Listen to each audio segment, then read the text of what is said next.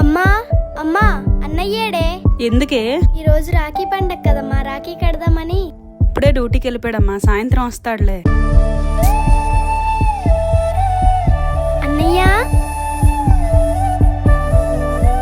అన్నయ్య రాఖీ. రాఖీ లేదేం లేదేలే. ఉదయం నుంచి తినకుండా నీకు రాఖీ కడదామని చూస్తుందిరా, నువ్వేమో తిట్టావు, ఇప్పుడు ఏడుస్తుంది. చెల్లి దగ్గరికి వెళ్ళరా.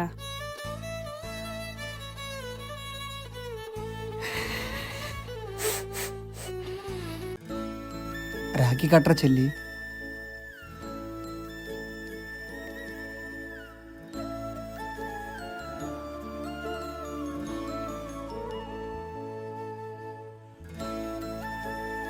సారీ రా బంగారు తల్లి.